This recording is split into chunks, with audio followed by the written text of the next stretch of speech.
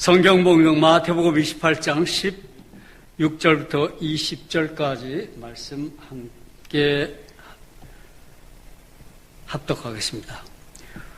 11 제자가 갈릴리에 가서 예수의 명하시던 산에 이르러 예수를 배웁고 경배하나 오히려 의심하는 자도 있더라. 예수께서 나와 일러 가라사대 하늘과 땅의 모든 권세를 내게 주셨으니 그러므로 너희는 가서 모든 족속으로 제자를 삼아 아버지와 아들과 성령의 이름으로 내가 너희에게 분부한 모든 것을 가르쳐 지키게 하라. 볼지어다 내가 세상 끝날까지 너희와 함께 있으리라 하시니라. 아멘. 지금 우리 읽은 말씀 제가 제목을 세 가지 최후의 분부 이렇게 정했습니다. 사망을 이기시고 부활하신 예수님께서는 곧바로 갈릴리로 가셔서 사랑하는 제자들을 만나셨습니다. 참으로 감격스러운 순간이 아닐 수 없었습니다. 제자들이 갈릴리로 와서 예수님을 만나기 전 먼저 여인들이 예수님의 무덤을 찾아갔고 거기서 때에 천사가 여인들에게 나타나 일러 가로되 너희는 무서워 말라. 십자가에 못 박히신 예수님을 너희가 찾는 줄 내가 안다. 그가 여기 계시지 않고 그의 말씀하시던 대로 살아나셨느니라. 빨리 가서 그의 제자들에게 전하라. 예수님께서 생전에 너에게 말씀하시던 대로 죽은 자 가운데서 살아나셨고 너희보다 먼저 갈릴리로 가시나니 거기서 너희가 배우리라. 이 말씀은 성경이 낸 말씀이에요. 이에 여자들이 무서움과 큰 기쁨으로 무덤을 빨리 떠나 제자들에게 알게 하려고 다름질할 때에 예수님이 나타났습니다. 그들 앞에 나타나서 평안하냐? 여자들이 예수님을 보고 놀라 엎드려 그의 발을 붙잡고 경배했습니다. 이에 예수님께서 여인들을 향하여 무서워 말라. 가서 내 형제들에게 갈릴리로 가라고 해라. 저희가 거기서 나를 보랴. 그렇게 말씀하셨습니다. 오늘날 믿음의 자녀들에게 주시는 말씀인 줄 압니다. 무서워 말라. 의심하지 말라. 내 몸된 교회로 가라. 그래서 여러분 여기 오신 줄 믿습니다. 여인들로부터 예수님께서 부활하셨다는 소식을 듣게 된 제자들은 지체치 않고 갈릴리로 갔다고 했습니다. 그곳에 계신 예수님을 만났습니다. 제자들을 만난 예수님은 그곳에서 제자들에게 하늘과 땅에 있는 모든 권세를 나에게 주셨으니 그러므로 너희는 가서 모든 민족들을 가리키고 아버지와 아들과 성령의 이름으로 침례를 주며 내가 너희에게 명한 모든 것을 가르쳐 지키게 하라. 근데 여기서 우리가 조금 알아야 될 건 KJV하고 우린 KJV를 사용해요. 킹 제임스 버전. 근데 이 성경에서는 지금 우리가 읽은 대로 거기서는 그렇게 얘기했어요. 하늘과 그러므로 너희는 가서 모든 족속으로 제자를 삼으라 이렇게 했는데 KJV에서는 가서 모든 족속으로 제자를 삼아 가르치라고 제자를 삼는 게 가르치라고 그랬어요. 근데 그걸 보면 또 제자 삼는 거하고 뭐 별다른 죄가 없는 것 같아요. 그래서 저도 그대로 전합니다.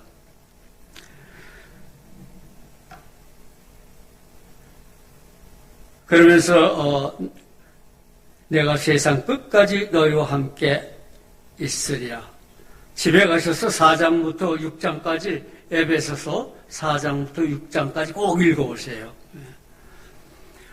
그때부터 예수 그리스도의 제자들이 스승이 되어 유럽과 소아시아를 순회하며 하나님 말씀을 전하여 제자를 삼고 그 제자된 분들이 또 스승이 되어 제자들 삼고 그렇게 그 과정이 계승되어 오늘날 여러분과 내가 또 제자가 되어서 제자가 되었다가 스승이 되어 복음을 전하여 제자를 삼고 이것이 예수님 오실 때까지 계속되어 가는 겁니다.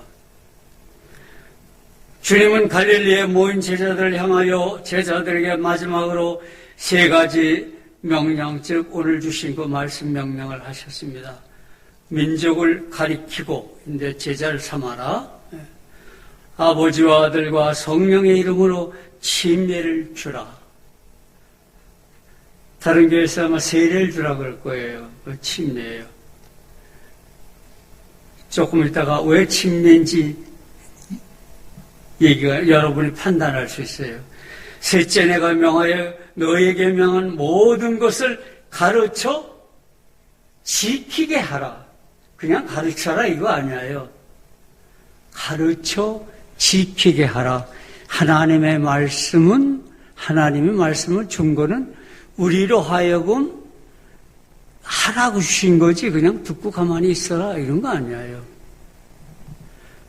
거기에 믿음에 대한 조금 그 틀리는 게 나와요. 뭐냐면 이해가 우리는 예수 그리스도의 은혜로 구원받습니다. 예수. 그래요. 왜? 어떤 은혜예요? 예수님께서 세상에 오셔서 죄인들의 죄를 속해주기 위해서 십자가 위에서 창으로 옆구리를 찢어 죄사함의 보혈을 흘려주심으로 말미암아 우리가 죄사함을 받게 됐어요. 이것이 은혜예요. 그러면 그대로 우린 그렇게 하면 구원받습니까? 아니에요. 하나님이 왜 말씀을 주셨습니까? 이렇게 해라, 이렇게 해라, 이렇게 해라. 그거는 그렇게 지키라고 주신 거예요. 그러면서 믿음이란 하나님의 은혜에 감사할 뿐만 아니라 그가 주신 말씀을 이루어가는 것이 그것이 믿음이에요. 여기 앞에 말씀하신 이 명령은 오늘날 하나님을 믿는 하나님을 믿음으로 말미암아 예수님의 제자된 여러분과 나에게 주신 명령으로 받아들여야 합니다. 이 시간 주신 명령을 함께 살펴보고 순종하여 실천하라고 그랬어요. 하나님 옆 앞에 섰을 때에 잘했다 칭찬받는 여러분 되시기를 축원합니다.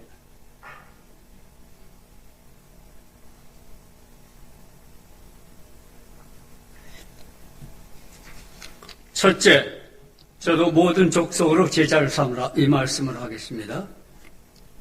먼저 본문에서 말씀하시는 제자, 그건 우리가 뭐 이런 건 알 필요가 없어요. 시부리는 어쩌고요. 스승에 대응되는 말로서 교사에게 훈육을 받은 자를 제자라고 그래요. 구약에서는 제자는 말이 약 2번 나와요. 신약에서는 296번 나오고 복음서에서 복음서와 사도행전에서는 예수 그리스도를 믿는 모든 사람을 가리켜 제자라고 부르고 있어요. 여러분, 나 제자예요. 그러므로 모든 족속으로 제자를 삼으라는 명령은 오늘날 하나님을 믿고 침례를 받아 하나님의 자녀로 태어난 여러분과 나에게 주시는 명령이에요. 보세요. 복음의 전파와 예수님께 구원의 복음을 배운 제자들이 예수님께서 승천하시는 복음의 스승이 되어 각 나라와 지역을 다니면서 복음을 전하여 제자를 삼음으로 구원의 복음이 오늘날 여러분과 나에게 전해졌습니다.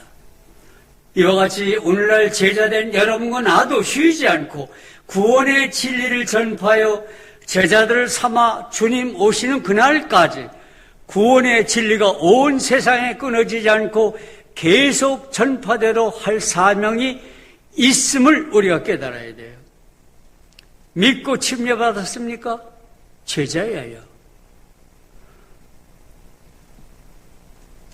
특히 신약에서는 요한의 제자, 모세의 제자로서 바리새인 등 외에는 대부분 예수님의 제자에 대하여 써 있는데 그것도 복음서시에서는 넓은 의미로 예수님의 호의를 가지고서 일행에 참가한 유대인들을 또 좁은 의미에서는 특히 12명의 예수님 제자들을 가리켰습니다.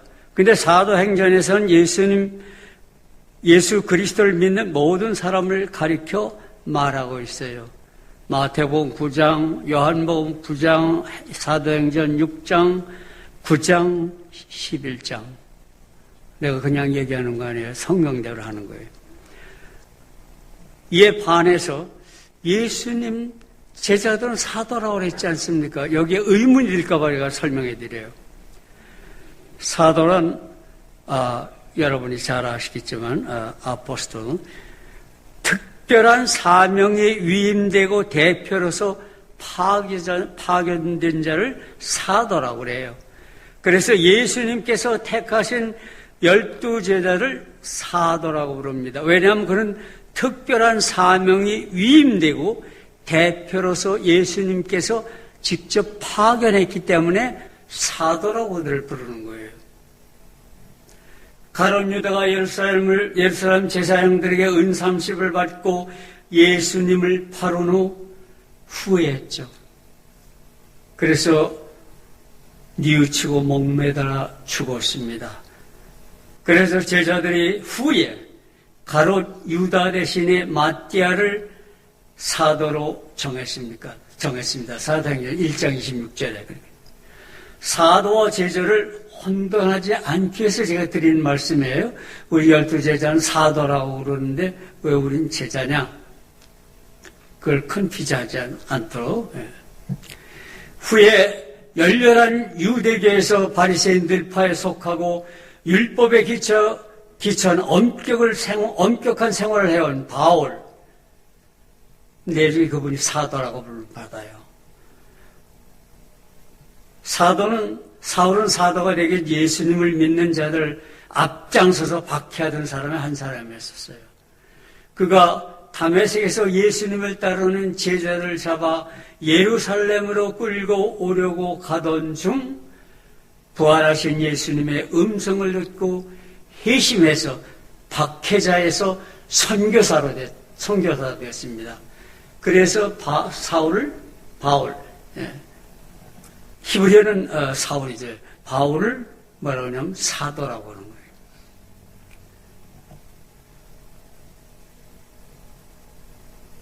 그 후 그는 로마와 소아시아 전 지역에 복음을 전파했고 로마에서 순교가까지 12권의 복음 신약 쓴 사람이 바울이에요. 그냥 자기가 쓴 거 아니에요. 성경은 성령의 가르침을 쓴 거예요. 감동을 받아서 쓴 거지 내가 난 성경 써였던 거 아니에요. 그만큼 사울이 하나님의 감동으로 13권을 썼어요. 여러분 기억할 수 있을지는 몰라도 그냥 제가 이렇게 얘기하면 이런 거구나 그렇게 알아두세요. 로마서, 고린도전서, 갈라디아서, 에베소서, 빌립보서, 골로새서, 데살로니가 전후서, 디모데 전후서, 디도서, 빌레면서 이 13권을 바울이 쓴 거예요. 성령을 받아서. 제자가 되는 것도 제자를 삼는 것도 하나님의 마음에 합당해야 됨을 우리가 사울을 통해서 알 수 있습니다. 예로 누가복음 9장 57절부터 62절 그리고 마태복음 6장 33절을 보면 예수님께서 어떤 사람이 제자가 돼야 되나?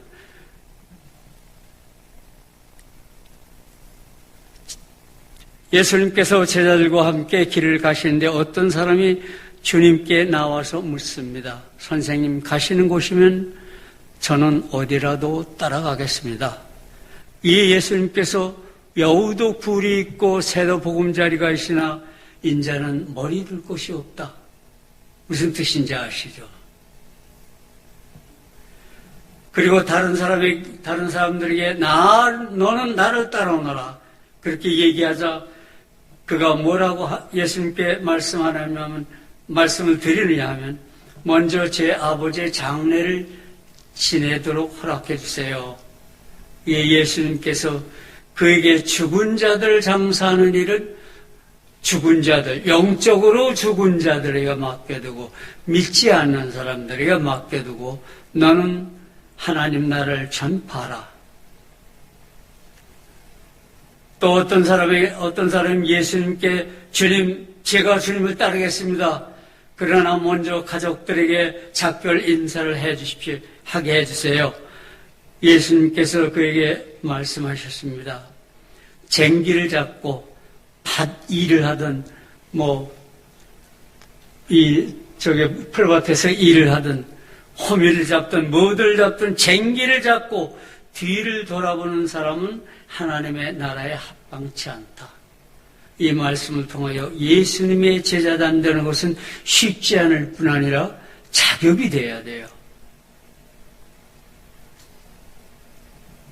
또 제가 누가복음 14장 말씀드립니다. 25절부터 33절까지 예수님께서 많은 무리가 자기를 따라오는 것을 보시고 누구든지 내 제자가 되려면 자기 부모나 자녀나 형제나 자매나 심지어 자기 목숨까지 버리지 않으면 내 제자가 될 수 없다. 예수님 사도 12사도 사울까지 13 다 어떻게 됐어요? 다 순교했어요. 이 시간 나는 하나님을 믿고 침례를 받아 예수님께 합당한 제자인지 자신을 살펴보시기 바랍니다. 예수님은 제자들 사무실로 3년 동안 하나님의 뜻과 자신이 창조하신 인간들을 죄에서 구원하여 영생의 나라로 인도하기 위해서 세상에 내려왔어요. 죄로 인하여 구원의 소망이 없기 때문에 세상에 오셔서 십자가 위에서 십자가를 짓고 창으로 옆구리를 찔러 죄사함의 보혈을 흘려주셨습니다. 이것이 은혜예요. 죄인들을 구원하기 위해서 그런 사랑을 보여주셨습니다. 이것을 우리가 본받아야 돼요. 이것이 하나님께서 우리에게 말씀하시는 사랑이에요. 나를 아낌없이 남을 위해서 주는 사랑. 근데 사랑은 그냥 뒤에서 수근수근 여기 가서 저 말 저기 가서 저 말 뒤에 가서 이 말 그 사랑이에요?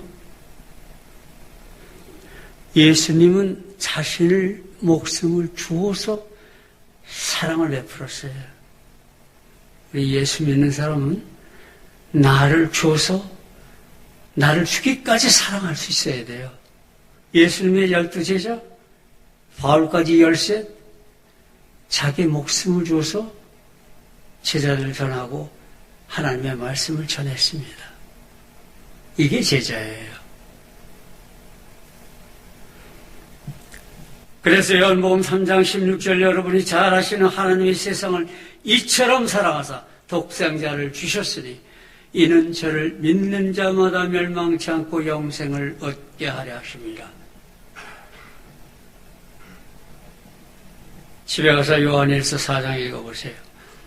본문에서 제자로 선물하는 말씀은 예수님께서 제자들에게 보여주신 하나님을 섬기는 법과 그가 인류를 얼마나 사랑하시고 있었는지에 대한 사실을 대대로 전하여 전 인류를 구원의 길로 인도하라는 말씀이에요.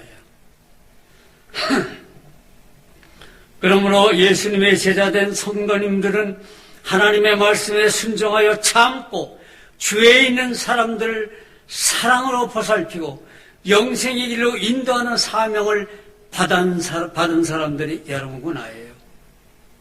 그냥 교회에 다니는 거 아니에요.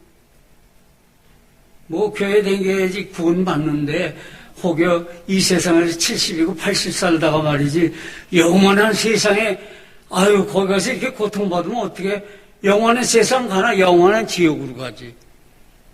그런 생각하면 안 돼요. 하나님이 보여주신 걸 보시고 최대로 노력하세요. 여러분 다 가서 여러분 이웃으로 해서 다 돌아가세요. 그런 거 아니에요. 예. 최대로 사랑하시라는 거예요. 하나님을 닮으라는 것이에요.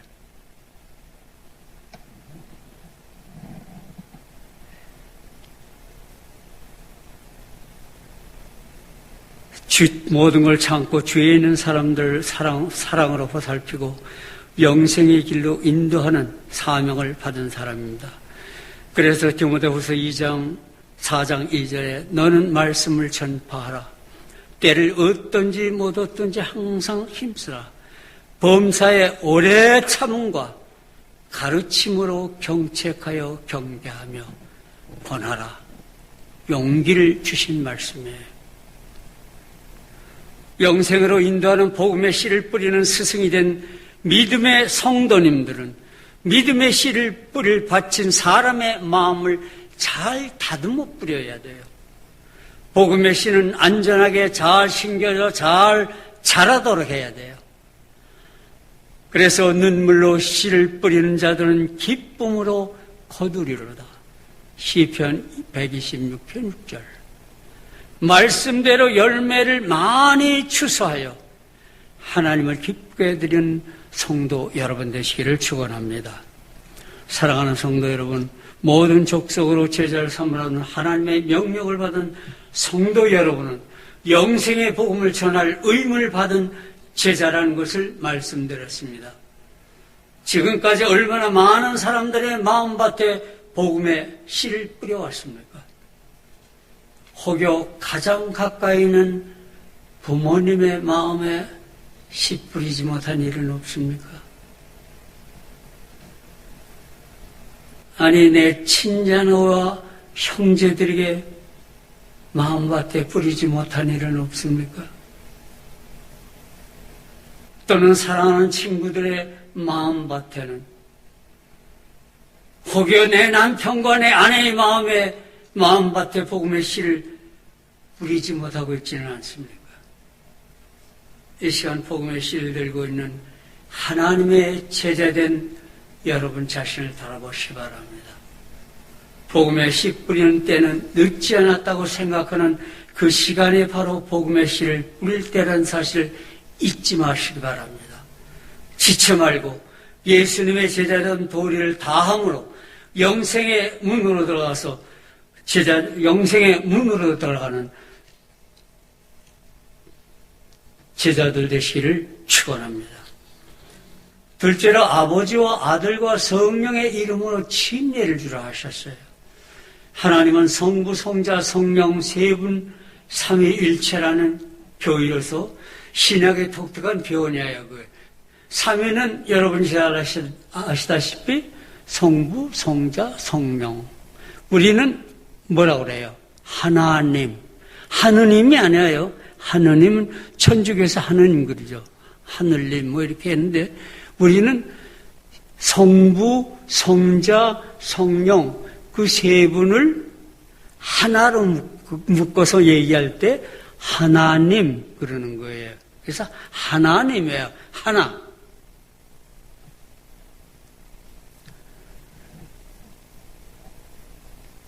그래서 우리가 침례를 줄 때 성부, 성자, 성령의 이름으로 침례를 주노라.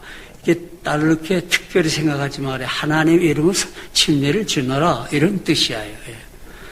그리고 마가복음 1장 4절을 보면 요한의 침례는 회개의 침례로 이는 장차 메시아 왕국에서 받아들여질 메시아 왕국에 들어갈 받아들여지기 위한 다시 말씀드려 장차 임할 메시아 왕국에 들어가기 위한 또는 장차 임할 심판을 벗어나기 위한 자기의 죄를 고백하고 회개의 표시로서 받는 것이 침례예요. 누가복음 3장 7절 가서 잘 읽어보세요. 물속에 잠기는 것으로 인해서 죄의 몸을 물속에 장사하는 거예요. 파묻어버리는 거예요. 그래서 물속에서 나오는 것으로 인해서 하나님의 자녀로 새로 태어나는 거예요. 그리스도의 구원에 그래서 새로 태어나서 그리스도의 자녀가 되어 자녀가 되는 거예요. 그래서 성령이 함께 우리 안에 거하게 되고 우리가 교회 안에서 지체로 연합해서 한 몸을 이루는 거예요. 이것이 침례의 의미예요. 그래서 세례를 주지 않아요? 장로교회 이런 데 세례 줘요. 근데 우리는 그거 안 해요. 왜냐하면 침례라고 그랬으니까. 침례 요한이 시작 때 침례했고 거기 가보면 여러분이 가보신 분들이 있을지 모르겠습니다만 침례에 물에 들어갔다가 나온 거예요.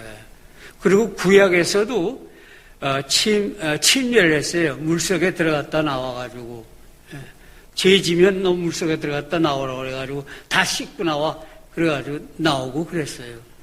이 침례예요. 근데 그런 분들한테도 얘기하면 야 아이고 뭐 산에서 내가 갑자기 있다가 침례 받고 싶은데 침례 주세요. 그럼 어떻게 해? 물이 없는데 그렇게 변명하지 말고 물이 있을 때에 침례를 받으세요. 그때는 그때대로 해도 하나님께서 어떤 의식을 하나님께서 인정을 하시든 뭐 하든 하시겠지만 우리는 물이 있을 때 받으세요.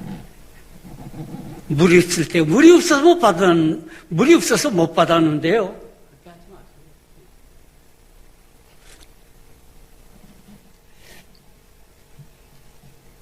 우리가 마태복음 3장 봅니다. 하나님의 아들이신 예수님이 사역을 하시기 전에 선지자 요한에게 침례를 받기 위해 갈릴리 요단강으로 가셨습니다. 예수님께서 침례 요한에게 나아가시자 요한은 주위에 있는 사람들을 향해서 이런 얘기를 합니다. 보라, 세상에 죄를 지고 가는 하나님의 어린 양이시다. 왜 죄를 지고 가요?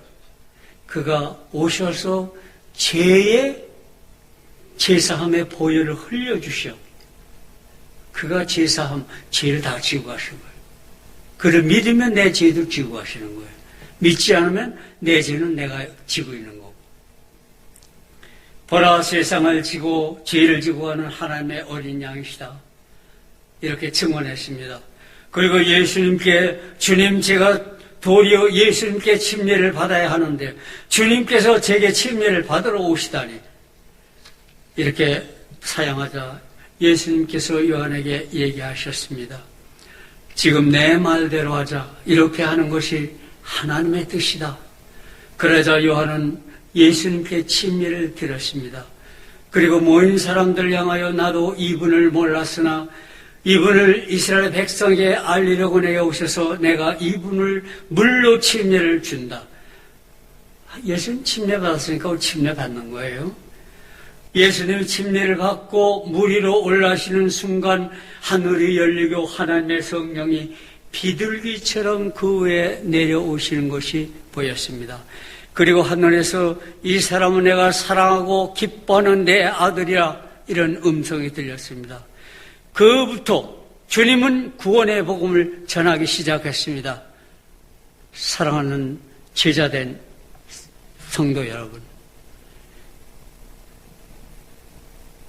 믿음으로 회개하고 침례를 받았습니까? 그걸 받아야 성령이 임하게 되고 뭐가 돼요? 제자가 돼요. 스승이 돼요. 나는 여기 앉아있는 여러분 다 받은 줄 믿습니다. 그래서 지금 성령님이 여러분 안에 함께 하시는 줄 믿습니다. 혹여 받지 않으신 성도님이 계시다면 가까운 시일 내에 침례를 받고 제자가 되어 주위에 계시는 분들에게 주님의 말씀에 순종하여 구원의 복음을 전함으로 하나님께 받은 제자의 사명 다 하시기를 축원합니다. 셋째, 모든 것을 가르쳐 지키게 하라고 그랬어요. 가르쳐 지키게 하라. 그냥 말만 잘하고 마라. 뭐 어떻게 되든. 아니, 누가 얘기했어요? 내가 얘기했어요? 제자들이 얘기했어요? 사도들이 얘기했어요? 주님이 제자들에게 얘기해서 우리가 이렇게 전해 온 거예요. 주님이, 하나님이 얘기했어요. 가르쳐 지키게 하라. 하나님의 말씀은 지켜야 되는 거예요. 지키라고 준 거지 그냥 말한 거 아니에요. 말씀 지키라고 그러는 거예요. 지키라고 말씀을 그 말씀을 지키는 것이 믿음이에요.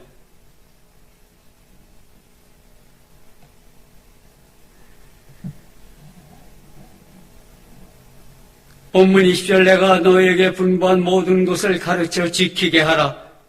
예수님 말씀. 신앙의 성숙은 주님이 분부한 모든 말씀을 배우고 지킴으로써 다시 말씀드려 주의 말씀을 생활에 적용하고 실천함으로 이루어지는 거예요.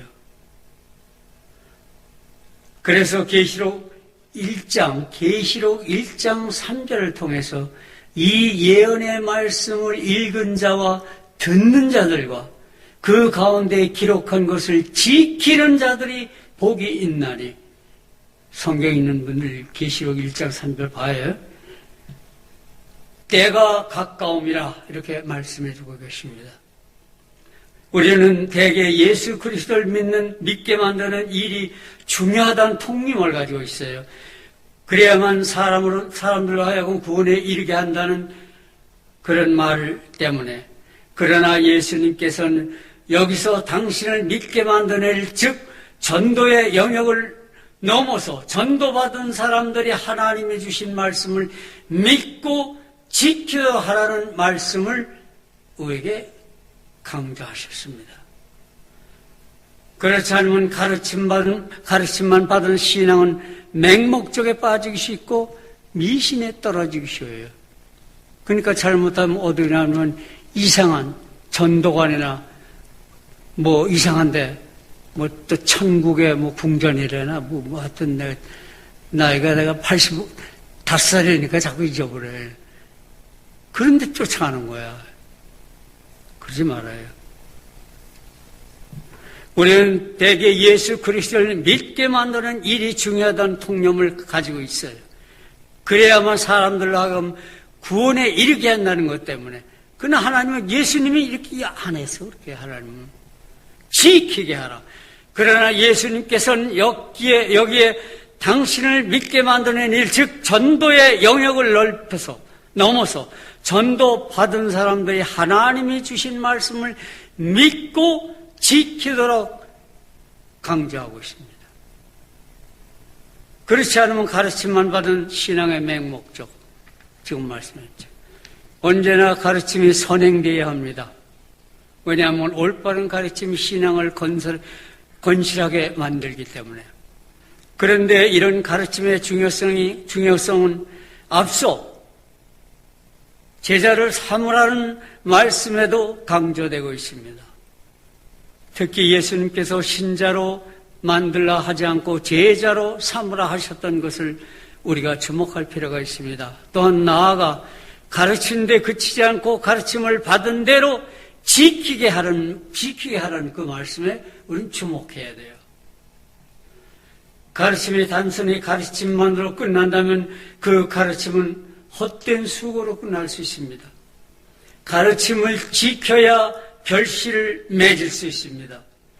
이는 마치 곡식을 밭에 심고 잘 돌봐야 많은 열매를 잘 자라도록 돌봐야 많은 열매를 맺을 수 있는 것과 같은 이치라 하겠습니다. 진정 복음을 가르쳐 널리 전하게 하는 것은 중대한 일입니다. 그러나 가르치는 것을 지키도록 만드는 것은 더욱 소중하고 중대한 일입니다. 그래서 야고보서 2장 17절에 행함이 없는 믿음만으로는 죽은 것이라고 우리에게 말씀하고 있습니다. 가서 야고보서 2장 꼭 읽어보세요. 우리가 마가복음 7장 24절부터 27절 보면 예수님께서 산에서 긴 설교를 마칩니다. 5장 7장 다음에 말씀을 듣는 것으로 그쳐서는 안 되고 실천해야 된다는 의미에서 다음과 같은 비유를 들어 말씀합니다. 두 집이 있는데 겉으로 보기에는 아무 차이가 없다. 그러나 한 집은 반석 위에 지은 집이고 다른 한 집은 모래 위에 지은 집이다. 모래 위에 집 질 사람 한 사람도 없지, 지금은요. 그런데 어느 날 비가 내려 큰 물이 나고 바람이 몰아쳤을 때 반석 위에 지은 집은 무너지지 않았지만 모래 위에 지은 집은 크게 무너지고 말았다. 왜? 기초가 든든하지 않았기 때문에. 내 말을 듣고 실천하는 사람은 내 말이 아니에요. 예수님이 하신 말씀이에요. 성경에. 제자들이 한 말 아니에요? 하나님이 직접 한 말이에요. 내 말을 듣고 실천하는 사람은 반석에 집을 지은 지혜로운 사람과 같고, 내 말을 듣고 실천하지 않은 사람은 모래 위에 집을 지은 사람과 같다. 말씀으로 말씀을 듣고 실천하지 않은 사람은 어떤 일이 닥치면 믿음에서 떨어지게 된다는 그런 생각도 우리가 해볼 수 있어요. 이걸 통해서. 사랑하는 성도 여러분, 말씀을 듣고 실천함으로 말씀에 열매 맺는 지혜의 성도님들 되시기를 축원합니다. 마태복음 7장 21절에 기록된 예수님의 말씀 보세요. 나에게 주여 주여라고 부르는 자마다 천국에 들어가는 것이 아니요 하늘에 계신 아버지의 뜻을 행하는 자라. 행하는 자라야 되리라. 뜻을 행하는 자예요. 내가 지난번에도 말씀했지만 이 성경 왜 써줬어요? 듣고 행하라고 그런 거예요. 그냥 읽으라고 그런 거 아니에요.